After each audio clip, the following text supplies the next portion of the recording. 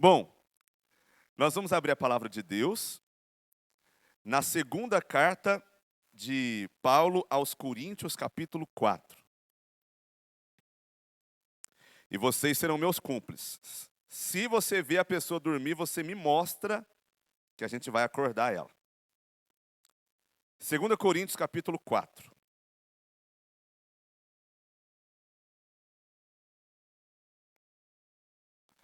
A gente vai ler a partir do versículo 16.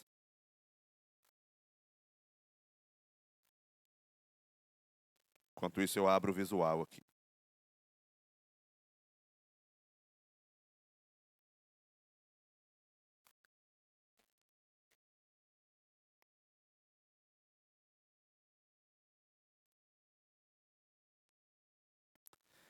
Segunda Coríntios é uma leitura um pouco maior hoje, tá, gente? A gente vai ler a partir do capítulo 4, verso 16, e a gente vai até o capítulo 5, versículo 10. Isso, tá aí, obrigado. Você já achou aí na sua Bíblia? Então me espera que agora que eu estou abrindo a minha. Eu também queria agradecer muito. Gente, eu vou falar isso aqui, tá? Eu preciso falar isso para vocês. Eu quero agradecer muito as meninas de Ortigueira. Cadê elas? Estão ali. Porque a gente estava conversando ali na porta agora há pouco, e elas falaram assim, elas perguntaram, quantos anos você tem? Eu falei, 32. Elas, nossa, eu achei que era no máximo 25. Nossa. Me ganharam. O que você falou aí, Pâmela? Eu ouvi você falar uma coisa. Então, pessoal de Ortigueira se tornou minha cidade preferida do Paraná a partir desta manhã. Tá vendo? Aprendam com elas, por favor. Muito bem. 2 Coríntios 4, a partir do versículo 16. Acompanhe a leitura na sua Bíblia com atenção. E agora, atentos, reverentes, diante da palavra do Senhor. Por isso, não desanimamos. Pelo contrário, mesmo que o nosso homem exterior se corrompa, contudo, o nosso homem interior se renova de dia em dia. Porque a nossa leve e momentânea tribulação produz para nós eterno peso de glória, acima de toda comparação. Não atentando nós nas coisas que se veem, mas nas que se não veem. Porque as que se veem são temporais, e as que se não veem são eternas. Capítulo 5, verso 1, continuação. Sabemos que se a nossa casa terrestre deste tabernáculo se desfizer, temos da parte de Deus um edifício, casa não feita por mãos, eterna nos céus. E por isso, neste tabernáculo, gememos, aspirando por sermos revestidos da nossa habitação celestial. Se todavia formos encontrados vestidos, e não nus. Pois, na verdade, os que estamos nesse tabernáculo gememos angustiados, não por querermos ser despidos, mas revestidos, para que o mortal seja absorvido pela vida. Ora, foi o próprio Deus quem nos preparou para isso, outorgando-nos o penhor do Espírito. Temos, portanto, sempre bom ânimo, sabendo que enquanto no corpo estamos ausentes do Senhor, visto que andamos por fé e não pelo que vemos, entretanto, estamos em plena confiança, preferindo deixar o corpo e habitar com o Senhor. É por isso que também nos esforçamos, quer presentes, quer ausentes, para lhes sermos agradáveis, porque importa que todos nós compareçamos perante o tribunal de Cristo, para que cada um receba segundo o bem ou o mal que tiver feito por meio do corpo. Desperta, é o que a gente vai ver hoje. Ou você pode ficar sem a sua recompensa. Todos nós compareceremos perante o tribunal de Cristo. Atenção para isso. Sim, você tem um encontro marcado com o Senhor. Foi Ele quem marcou. E diante desse tribunal, para nós que somos crentes, não é um tribunal para a salvação, é o tribunal de Cristo, aqueles que servem ao Senhor, mas perante esse tribunal, receberemos segundo o bem ou segundo o mal, que tivermos feito por meio do corpo. Então, o que a gente já viu até agora, e eu queria lembrar você disso, é que, em primeiro lugar, quem vive para si, vive em vão. A única vida que vale a pena ser vivida é a vida dedicada a Cristo, a quem Ele te enviar, a sua obra, porque essa é a vida que permanece. Somente o que for feito para Cristo permanecerá. O Senhor já nos falou que nós devemos nos dar a Deus e nos dar ao nosso próximo, vivendo uma vida que desperta louvor, inclusive em outras pessoas, e que quando nós fazemos isso, Deus nos abençoa. De fato, Deus já te abençoou. Ei, Deus já te abençoou. Você já é abençoado, mas você é abençoado para viver o propósito de Deus para a sua vida. A você e a mim, cabe não só, aliás, cabe não definir o nosso propósito, definir o que nós vamos fazer, como nós vamos viver. A nós cabe descobrir e nos conformar à vontade de Deus que nos criou em Cristo Jesus para boas obras que Ele preparou de antemão. A gente já viu isso. Já comentamos sobre isso, mas tem essa parte final. Deus te abençoou e ainda vai te abençoar nessa vida presente, e ainda tem reservado para os seus servos muitas recompensas, muitos galardões para a eternidade. Então veja como vale a pena servir ao Senhor. Você é chamado por Ele, você é separado por Ele, consagrado a Ele, você é enviado por Ele em nome dEle, Ele te prepara, te capacita, vai com você, opera através da sua vida, e no final, além de muitas bênçãos hoje, ainda nos traz muitos galardões e recompensas para a eternidade. Nenhum projeto humano oferece isso para ninguém. Nenhum projeto humano. Se você quer se capacitar para qualquer tipo de atividade, você vai ter que investir tempo, energia, você vai ter que investir dinheiro, recursos, e você vai se capacitar, gastar muito tempo se capacitando para receber algum treinamento, para então servir em alguma determinada área, em nome de alguma coisa que vai passar, porque o mundo passa. Mas o que nós somos chamados a viver é diferente. O Senhor te capacita, te abençoa, vai com você, opera através de você e, finalmente, ainda te galardoa na eternidade. Nenhum projeto vale mais a pena do que esse. Nenhum projeto pelo qual você pensa em dedicar a sua vida vale mais a pena do que esse. Essa última parte é a parte que a gente vai falar hoje, né? Se você não jogar sua vida fora vivendo para si mesmo, mas dedicá-la ao Senhor, Ele vai te fazer seu representante, te enriquecer em todos os sentidos nessa vida e ainda te recompensar na eternidade. Então desperta, ou você perderá as recompensas que o Senhor preparou para os seus. E você não pode fazer isso. Você não pode cometer esse erro. Bom, eu era um seminarista, aluno nesta instituição, neste seminário. Estava vivendo um dia normal.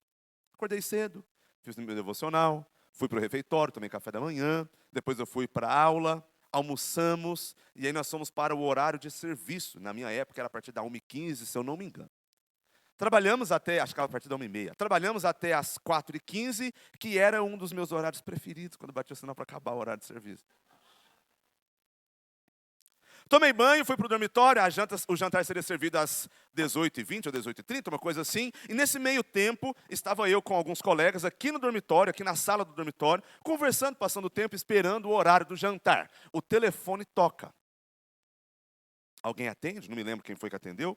Mas alguém atende, então se dirige a mim e diz: Pastor Artêmio te chama na sala dele para uma conversa.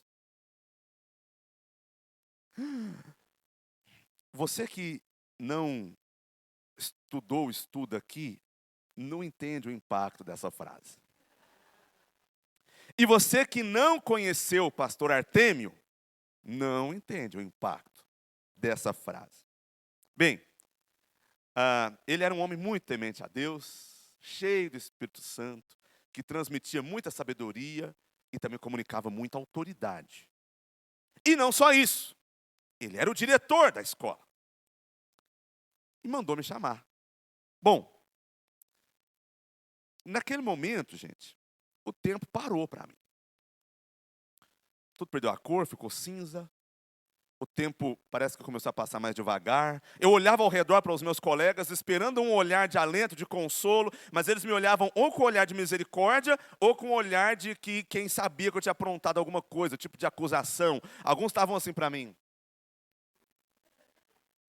Outros assim, Seja como for, o olhar deles dizia tudo. Eu me levantei, me posturei, levantei, me arrumei e saí ao seu encontro. O escritório dele ficava ali, a sala dele, eu morava aqui. Eu não sei se chega a dar 50 passos, mas foram passos difíceis de serem dados. Se você quer saber a continuação da história, você não vai poder dormir, porque eu vou contar durante esse sermão. O motivo pelo qual eu introduzi essa fala falando disso, é porque é muito interessante como que a nossa expectativa de futuro molda o nosso presente. Aquilo que a gente acredita que vai acontecer depois, afeta muito a maneira como a gente vive agora. Nós não somos criaturas moldadas somente por aquilo que a gente viveu antes de nós. Na verdade, nós somos muito moldados por aquilo que a gente acredita que vai acontecer depois. Eu estava bem, conversando com os colegas. A minha expectativa era de jantar daqui a pouco. E de repente tudo mudou, porque a minha expectativa agora era de me encontrar com o diretor que me chamou. Então note, nós somos irremediavelmente moldados por aquilo que está à nossa frente. Esse é um exemplo cotidiano que eu dei. Tem vários outros que podem nos ajudar a entender essa mesma verdade. Você está no carro, indo, por exemplo, para o trabalho, e você está atrasado. E você está angustiado porque você sabe que talvez o chefe pode dar uma bronca. Você é um jovem e semana que vem é semana de prova.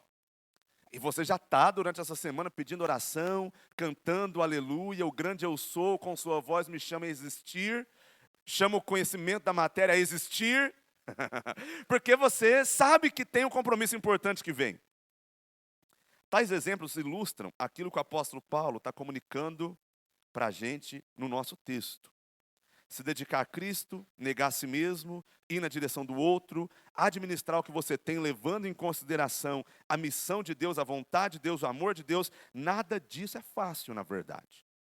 Exige bastante sacrifício, bastante compromisso, bastante dedicação. Então aqui está o apóstolo Paulo, um exemplo de quem está vivendo aquilo que a gente pregou até hoje. Jogou a vida dele fora, deixou de viver para si mesmo, agora vive para Deus, perdeu a vida por amor a Cristo, se dedicou, se consagrou ao Senhor, se tornou um embaixador, foi enviado a muitos, foi enriquecido em todos os sentidos nessa vida, recebeu os seus dons, viveu experiências extraordinárias, mas também passou por muitas tribulações. Se você ler a segunda carta de Paulo aos Coríntios, você verá listas de sofrimentos que ele passou por causa do Evangelho. Mas o nosso texto diz que apesar das muitas tribulações, ele se mantinha animado. Não é isso que diz o versículo 16 do capítulo 4? Não desanimamos. Como que esse homem não desanimava? Bem, não era só porque ele tinha consciência de que essa vida era melhor. Não é só porque ele tinha boas amizades. Não é só porque Deus estava suprindo as suas necessidades e por causa disso ele sabia que podia continuar trabalhando. Não eram só bênçãos materiais e terrestres. Ele tinha uma esperança de futuro. Ele tinha a esperança da glória. E uma vez que ele olhava para frente, a expectativa que ele tinha do seu futuro moldava a maneira como ele vivia hoje. Eu, sabendo que o pastor Artêmio queria falar comigo, fiquei desesperado. Mas o apóstolo Paulo, sabendo aquilo que o aguardava, ficava animado. Porque essa era a esperança que o mantinha vivo. Essa é a pergunta, queridos, que a gente vai ter que fazer e olhar mais de perto. Qual que era a esperança do apóstolo Paulo nessa passagem? E o que essa esperança produzia nele? Eu quero mostrar isso para que você saiba que vale a pena servir ao Senhor. Foi o pastor Omar que deu o exemplo do Inácio de Antioquia, se não estou enganado, né? Que sendo ameaçado de morte através das feras, disse, é até melhor que elas me matem mais rápido, porque eu sei aquilo que vem depois. Policarpo de Esmirna, discípulo de Inácio, se não me falha a memória, e tantos outros, tinham essa mesma convicção. E a mesma convicção que eu quero que você tenha. Ainda que tudo nessa vida for triste e difícil, nós temos uma esperança bendita. E se nós vivemos por fé e não pelo que vemos, então a gente vai se manter bem. E no fim, a gente recebe o galardão. O Senhor tem preparado coisas maravilhosas para aqueles que o serviram de coração nessa vida. Creia nisso. Creia nisso de todo o coração. Em primeiro lugar, então, vamos falar da nossa esperança. A esperança cristã. E eu vou falar de 3 maneiras. Poderia falar de outras, né? Mas eu vou falar de 3 maneiras. O apóstolo Paulo lista a esperança da glória, a esperança da ressurreição, a esperança do galardão. Essas coisas estão todas unidas, né? Eu só quero me concentrar um pouquinho em cada uma dessas palavras. Primeiro, o apóstolo Paulo tem a esperança da glória. Olha o versículo 17. A nossa leve e momentânea tribulação produz para nós eterno peso de glória, acima de toda comparação. Bem, a Bíblia fala da glória de Deus e às vezes ela significa coisas diferentes. A glória de Deus pode ser a beleza da sua santidade, o esplendor através do qual Ele se revela às suas criaturas. A glória de Deus pode ser o peso esmagador dos seus atributos. Por isso que inclusive aqui aparece a expressão peso de glória. A palavra glória significa literalmente um peso. É o peso esmagador dos atributos de Deus. E a glória também significa o prestígio, a fama do nome de Deus. E o apóstolo Paulo sabia que, usando aqui a linguagem do apóstolo Pedro, ele também seria coparticipante da glória que há de ser revelada. Todos os apóstolos tinham essa esperança. Em Colossenses diz o apóstolo Paulo: Cristo em vós, a esperança da glória.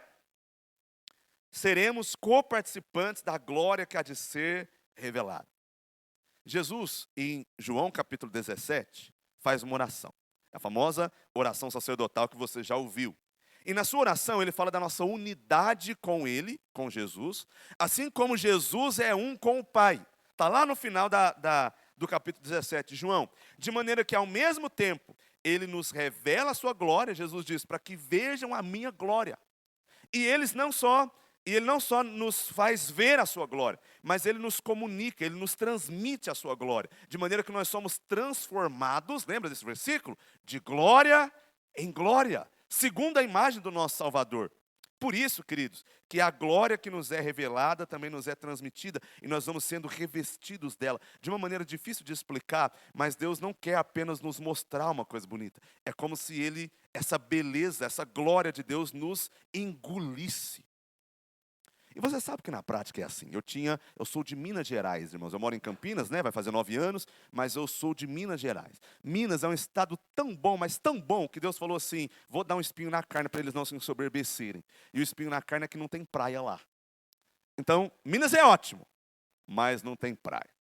Pois bem, a primeira vez que eu fui à praia, a gente chegou, eu devia ter uns 10 anos, o meu primo que está aqui, o Peterson, estava junto.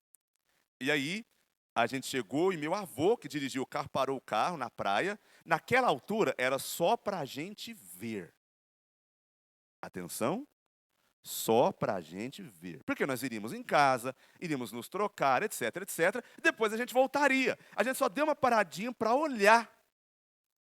Bem, era só para olhar. Mas é como se o mar estivesse me chamando. Só quem é de Minas e foi ao mar pela primeira vez sabe do que eu estou falando. O mar me chamou. E aí não teve jeito. Eu ouvi o mar. E não ouvi meu avô gritando, não. E nós fomos correndo, com roupa e tudo. E a gente pulou na água. Porque aquela beleza nos atraiu para que a gente, de certa forma, fosse engolido por ela. A beleza é mais do que algo que simplesmente nos admira. É algo do qual nós queremos participar. E assim a glória de Deus também será conosco. Ela não apenas é algo para ser admirado. Nós fomos criados à imagem de Deus e essa glória dele que se revela a nós também nos transforma. Na igreja, assim como aqui no Maranata, nós também temos um coral. E todo fim de ano, quando nós fazemos o nosso musical de Natal, a nossa apresentação de Natal, acaba a apresentação e alguns membros da igreja que viram a apresentação, imediatamente chegam para a gente e falam assim, ano que vem eu vou entrar no coral. Por que isso acontece? Porque eles não se contentam apenas em ver uma coisa que acharam bela. Quando nós vemos algo belo, nós queremos mais do que simplesmente admirar. Nós queremos ser parte. Entende o que eu estou dizendo? E o apóstolo Paulo está dizendo aqui para a gente, em outras palavras, que existe uma glória eterna, da qual nós faremos parte. Ou como diz o apóstolo Pedro na sua primeira carta, no capítulo 5, nós seremos coparticipantes da glória que há de ser revelada. Porque à medida que nós contemplamos a glória de Deus, ela nos molda e nos transforma também. Queridos, a glória de Deus, aparece em nós, sobre nós e através de nós. Nós seremos engolidos por essa glória maravilhosa. Então eu sei que é difícil de explicar isso, mas é a vida engolindo a morte. É a glória de Deus nos absorvendo e nos fazendo participar dela. Glória eterna em contraste com o passageiro. Está aí no capítulo 4, versículo 18. Não atentando a gente nas coisas que se veem, mas nas que se não veem. As que se veem são temporais. As que se não veem são eternas. Diz a palavra de Deus. A glória de Deus é o maior presente que Ele pode dar para os seus servos. Como a gente tem uma visão muito materialista, a gente fica falando de galardão no sentido assim, se eu servir muito a Deus aqui, lá no céu eu vou ganhar um Porsche. Mas se eu servir pouco a Deus, eu vou andar de patinete elétrico. É claro que não. O maior presente que Deus pode nos dar não são coisas, é Ele mesmo. O maior anseio do coração humano não são coisas, é Ele mesmo. E a glória de Deus é a única coisa que satisfaz completamente o nosso coração. Por isso, em muitos versículos, a Bíblia nos mostra a glória de Deus, e é por isso que Deus zela pela sua glória. Não só porque Deus é alguém mimado, alguém que precisa de atenção, de bajulação, alguém que tem pouca autoestima. A glória de Deus é o maior presente que Ele pode dar às suas criaturas. Por isso está escrito, nem olhos viram, nem ouvidos ouviram, nem jamais penetrou em coração humano o que Deus tem preparado para aqueles que o amam. Louvado seja Deus. Glória incomparável. Está escrito aqui, acima de toda comparação. A gente não consegue imaginar as coisas desta vida que nos atraem, nem se comparam com o que Deus preparou para os seus servos. E a esperança da glória nos mantém, como veremos, animados. Então creia nisso. Ei, eu não vou mentir para você. Servir ao Senhor tem desafios muito difíceis. Quem vive para si, a vida a serviço do Senhor não faz sequer sentido. Mas, como disse o apóstolo Paulo, nós não vivemos pelo que nós vemos. Vivemos pelo que o Senhor nos prometeu. Confie nisso. Vale a pena. Deixa eu dar uma palavra, eu nem cheguei, eu já vou adiantar as coisas. Eu estou falando para vocês que vieram visitar o Maranata. Mas eu queria muito dar uma palavra para os seminaristas que estão presentes aqui. Eu sei o quanto vocês têm trabalhado nesses últimos dias. Eu já estive no lugar de vocês.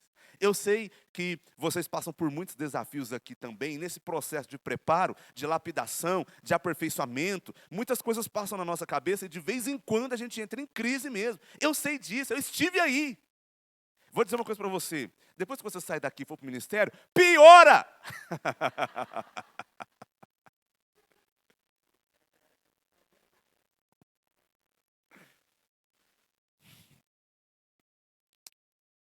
Acho que eu não fui muito sábio agora, eu não te animei, né?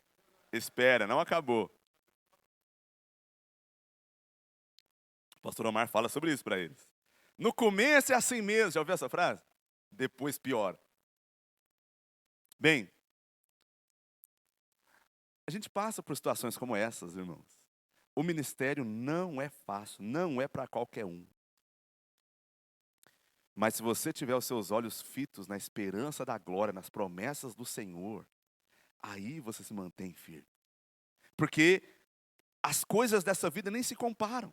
Se você abandonar isso, se você colocando a mão no arado, olhar para trás, você vai olhar para trás em nome de coisas que vão passar, já falamos sobre isso, que não valem nada, que não vão te acrescentar nada, que vão ficar aqui. O fim delas é uma tumba, fria, escura e solitária, e elas não vão te oferecer nada que permanece. Não é assim no caso daqueles que serviram o Senhor. Mas eu não estou sendo reconhecido. Larga de frescura, seja homem. Devemos temer ao Senhor e esperar do Senhor a nossa recompensa. Você sabe disso. Eu só estou te lembrando. Segundo lugar, o que a gente deve esperar? Quando a gente está falando da glória de Deus, essas coisas todas, existe o risco de você pensar numa existência etérea, imaterial, desincorpórea. mas o apóstolo Paulo, no capítulo 5, está falando sobre a ressurreição dos mortos. É disso que ele está falando aqui no capítulo 5, a ressurreição e um corpo glorificado. Quando ele fala aí dessa casa terrestre, esse tabernáculo, em comparação com a casa não feita por mãos, eterna nos céus, ele está falando do corpo mortal ser revestido pelo imortal. Ele está falando da ressurreição dos mortos, da vitória sobre a morte. Imagine você que nós temos preparado para nós uma criação restaurada, na qual viveremos em corpos glorificados. O pessoal que fez a trilha aí está com dor no corpo. Eu sei que tem uns velhinhos que estão com dor no corpo e estão disfarçando. Imagine você uma existência livre de doenças, livre de dores, livre de qualquer tipo de desgaste, de deterioração. Imagine você viver livre do mero medo dessas coisas. A morte é a nossa grande inimiga. A morte é a nossa grande inimiga. Eu li um livro recentemente, um autor chamado Ernest Becker, A Negação da Morte. Que livro bom, embora não seja um livro cristão necessariamente. Mas ele fala sobre essa nossa condição de finitude. A morte é a nossa grande inimiga. E ela toma de nós tudo que nós amamos, todos os que nós amamos, e no fim, nos toma de quem a gente ama também. Essa é a grande tragédia da experiência humana. Sabe aquelas pessoas que dizem, o adolescente do Instagram, adolescentes, nosso momento agora. Tirar foto, como é que é, Júlia? Rosto assim, né? Você já tirou foto assim? Como é que você sabe? É que você vê no Instagram também, né? Tira foto assim, escondendo o rosto. Tá fugindo da polícia, não sei. E escreve embaixo assim, o que importa é ser feliz. Eu vou contar uma coisa para você. Essa filosofia é a filosofia do desespero. É a filosofia de quem acredita que a vida é um intervalo de fôlego entre o nada e o nada. Portanto, se a vida é isso aqui, então eu preciso me esforçar o máximo possível para ser o mais feliz possível, colher uma outra rosa enquanto eu viajo por esse deserto, porque amanhã eu vou morrer. Essa é a maneira de viver de quem vive para si e não tem esperança da ressurreição e da glória. Mas quem sabe que a própria morte já foi derrotada por Jesus Cristo, que já ressuscitou, essa pessoa vive melhor. E o Senhor está nos dizendo aqui nessa passagem, além de tudo que eu lhes dou nessa vida, lhes prometo a glória experimentada num corpo glorificado. Irmãos, vale a pena crer em Jesus Cristo. Quem mais nasceu sem pecado? Quem mais viveu uma vida perfeita? Quem mais é capaz de propiciar salvação para milhões por ser perfeito? Quem mais ressuscitou dentre os mortos? Você pode pesquisar. Buda está morto, Maomé está morto, Gandhi está morto, Júlio César está morto, Alexandre o Grande está morto, Napoleão Bonaparte está morto, Jesus está vivo! E se cremos que Jesus morreu e ressuscitou, assim também cremos que Deus trará em sua companhia os que dormem. É por causa dessa certeza que esses apóstolos aqui, que antes, vivendo com Jesus ainda, mas antes da ressurreição, eram covardes, eram medrosos, fugiram, negaram, mas depois que viram Jesus ressurreto, foram capazes de enfrentar todas as autoridades humanas e no fim, até mesmo a própria morte. Vale a pena morrer por Jesus, porque quem morre com Ele, ressuscita com Ele para a vida eterna. Está claro para você até aqui essa mensagem? Essa é a esperança da ressurreição. Bem, além disso, diz o capítulo 5, versículo 10, que além de contemplarmos a glória de Deus, sermos moldados por ela, além de viver isso num corpo glorificado, nós ainda receberemos, segundo o bem que tivermos feito por meio do corpo.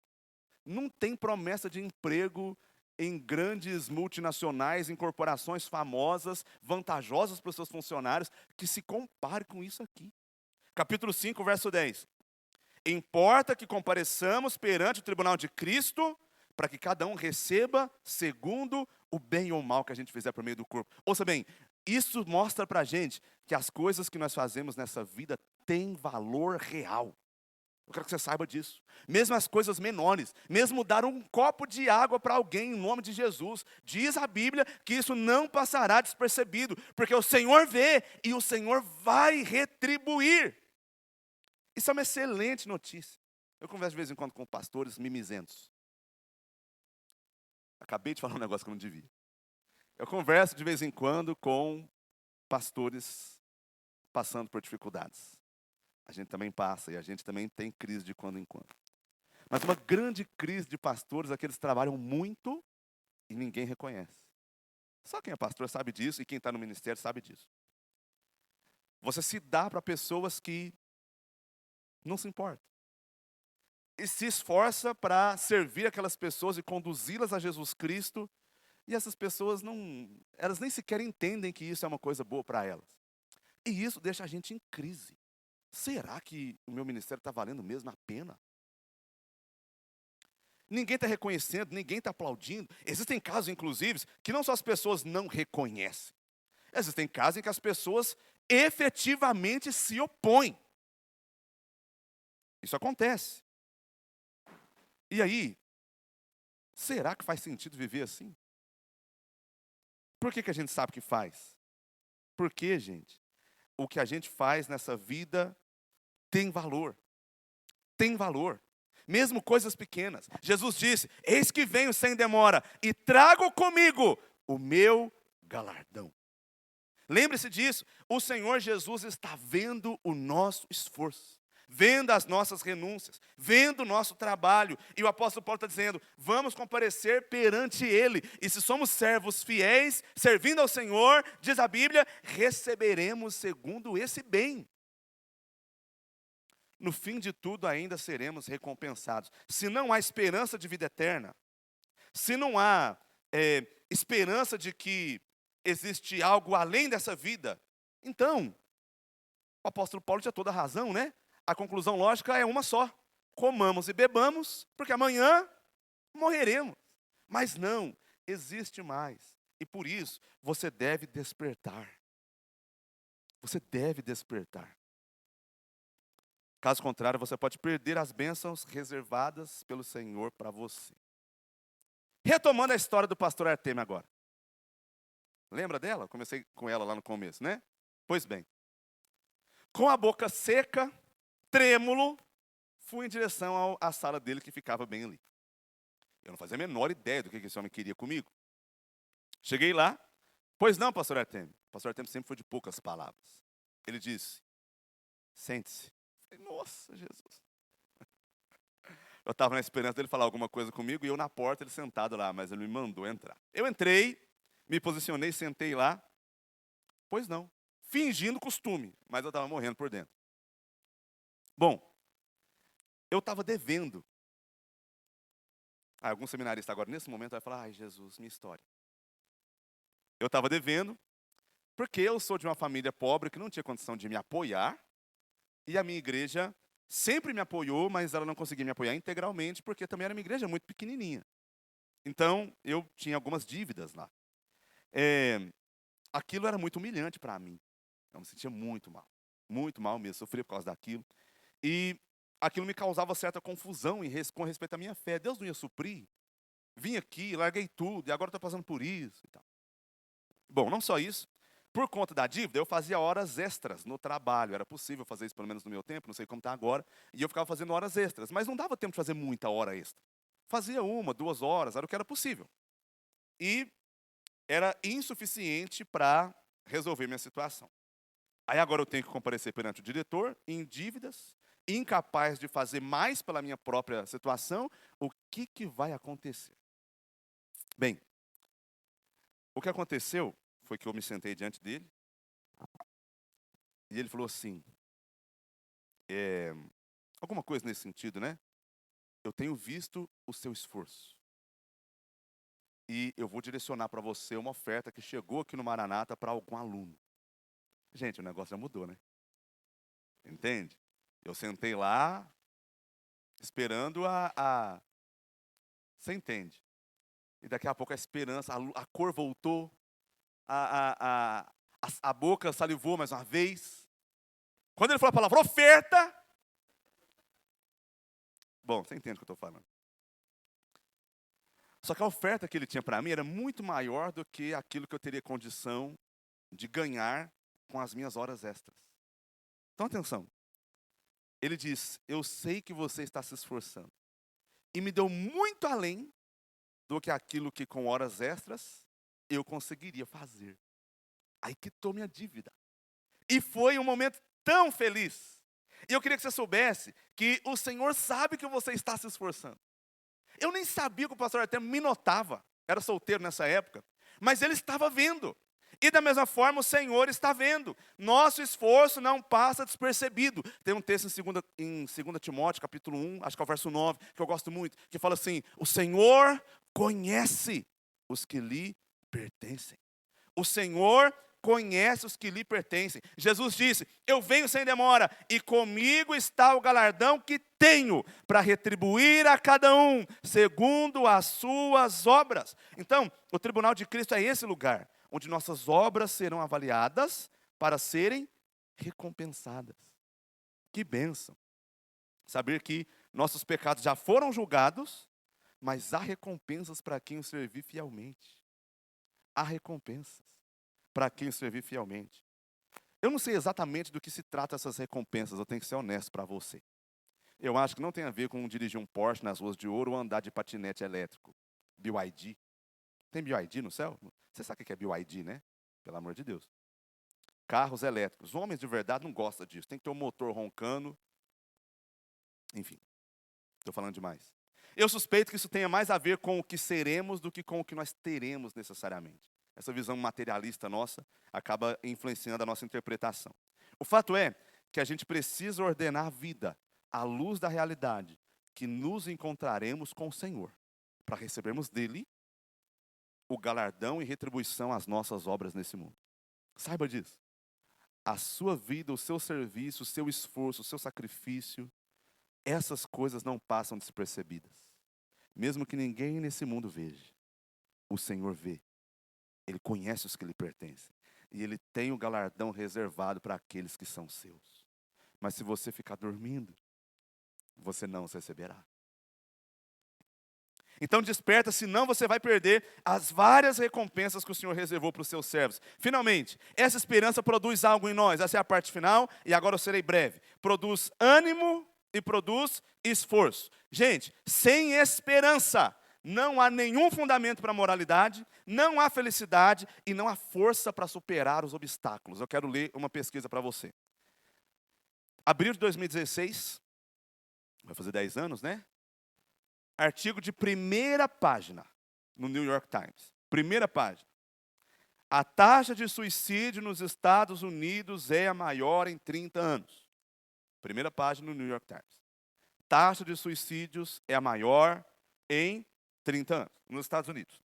Os dados diziam que a taxa global desse tipo de ocorrência tinha subido 25% nos últimos 15 anos, e nos últimos 8 anos o aumento dobrou em relação aos 7 primeiros. Em outras palavras, estava acontecendo um aumento substancial, e ele estava dobrando, especialmente entre meninas de 10 a 15 anos de idade. País desenvolvido, né? Primeiro mundo. Mas estava acontecendo. Claro, os especialistas foram à procura de respostas. Tem especialista para tudo, né? Não sei se você viu especialista em... Não, nem vou falar sobre isso também. Quem está fora talvez vai pegar a referência. Mas os especialistas foram consultados em busca de explicações, e um professor de políticas públicas em Harvard, Robert Putnam, tem livro dele inclusive em português, deu a resposta de destaque. Desesperança. Os jovens não têm para o que viver. E não tendo para o que viver, diante do primeiro obstáculo que enfrentam na vida, se desesperam, tiram a vida. Porque não há esperança. Esse é o grande paradoxo para o mundo. A gente vive numa vida, gente, mais confortável do que nunca. Mas as pessoas estão mais infelizes do que nunca. Porque não tem esperança. É importante que você saiba disso. Você já ouviu os adolescentes agora, quem tem de 16 anos para baixo. Você já ouviu seus pais contarem como que era a vida deles. E era mais difícil. Você sabe como é que é? Eu tinha que caminhar 30 quilômetros para ir para a escola. Já ouviu essa conversa? Não tinha esses tênis da Nike, não. Eu usava Congo, que chute. Eu nem sei que marca é essa. Mas, olha lá, ó, achei alguém que vestia que chute ou Congo. Conga.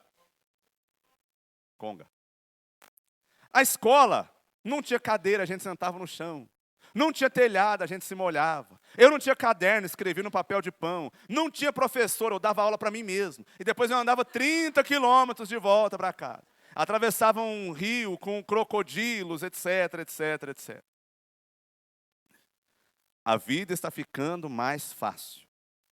E ao mesmo tempo, as pessoas estão mais infelizes.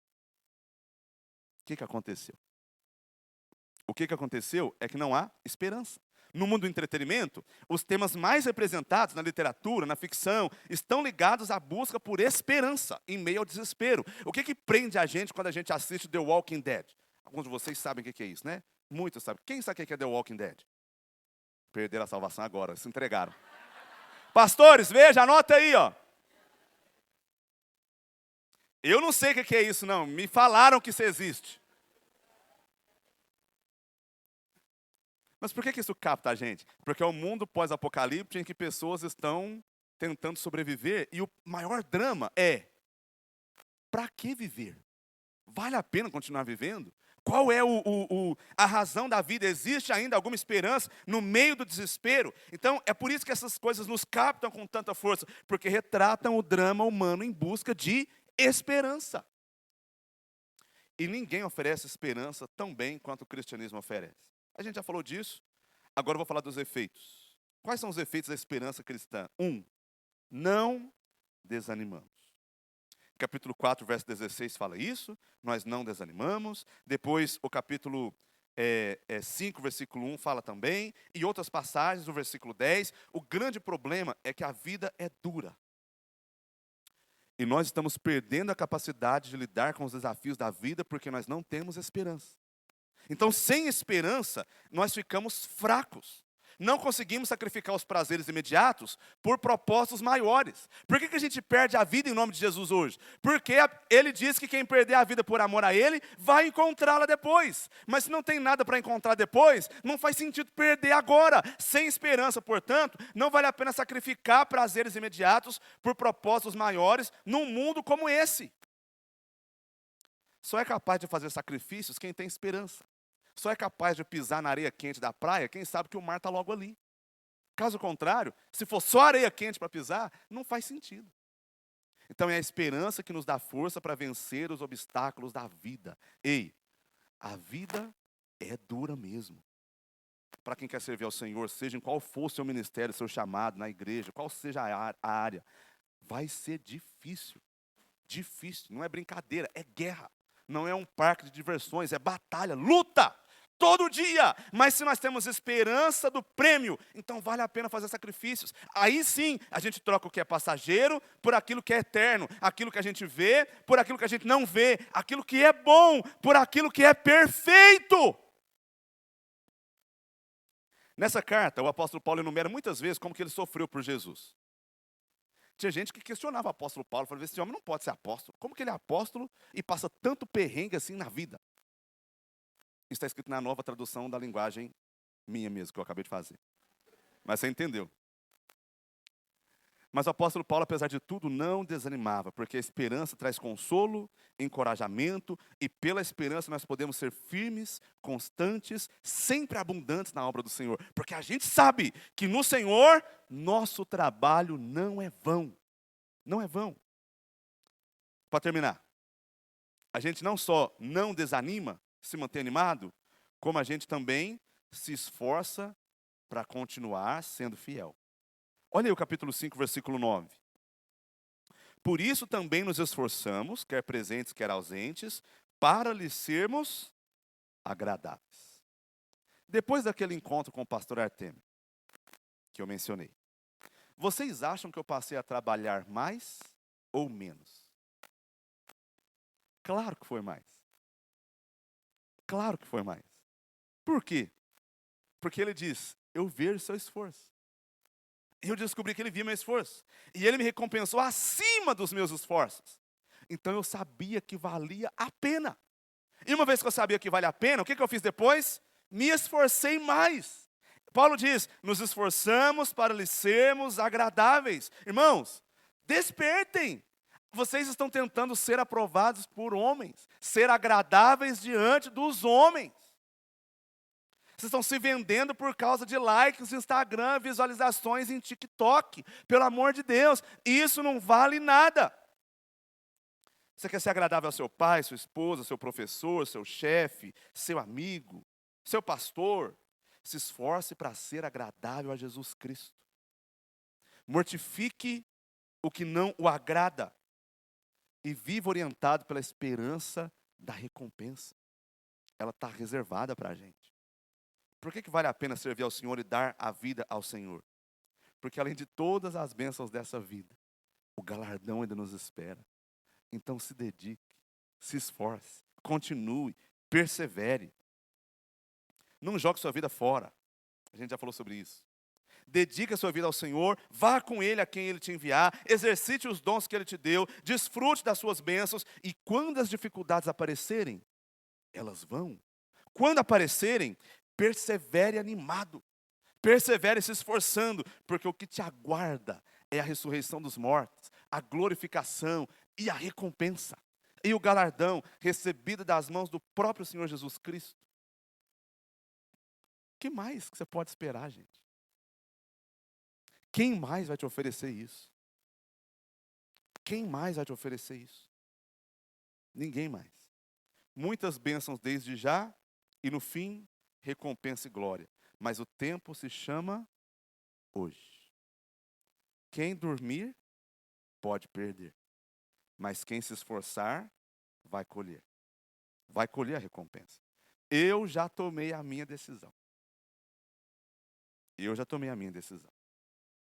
Eu vou servir ao Senhor até o fim da minha vida. E depois, quando eu chegar diante dEle, mesmo que não tiver recompensa nenhuma, estarei feliz ao ver a sua glória e ser moldado de acordo com ela. Mas, como se isso não bastasse, Ele prometeu que vai me retribuir segundo as minhas obras. Então eu vou me esforçar.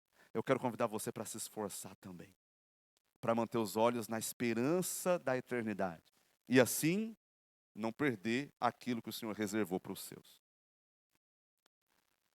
Foi um grande privilégio estar com vocês nesses dias. Eu vou fazer uma oração e passar a palavra. Nosso Deus, louvado seja o teu nome.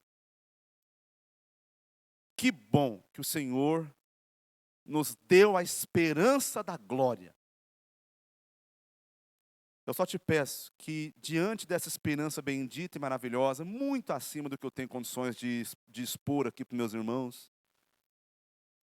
o Senhor arrebate os nossos corações, cative nossos pensamentos pelas coisas do alto, para que assim as coisas da terra percam toda a atração que exercem diante de nós. E nós vivamos uma vida nesse mundo consagrada ao Senhor e à sua obra. Alguns integralmente. Eu sei que o Senhor está chamando alguns aqui para o ministério mesmo, pastoral, missionário e assim por diante. Eu sei que outros não necessariamente nessa configuração. Mas também são chamados pelo Senhor para fazerem a diferença com os dons que o Senhor deu aonde eles estão. E eu peço que eles consagrem as suas vidas e sejam servos fiéis, animados e se esforçando em nome da soberana vocação e do prêmio que está reservado para nós em Cristo Jesus. Eu oro por isso. Oro por eles. Que aquelas coisas terrenas fiquem para trás. Não tem nem comparação com o que o Senhor tem preparado para a gente. E que nós possamos viver a nossa vida orientado pela esperança do encontro contigo. Oro por todos aqui, cada coração. Que sejam vasos de bênçãos em tuas mãos. Que se entreguem, se preparem, te amem, sejam fiéis. E cumpram o chamado que o Senhor lhes deu. Em nome de Jesus. Amém.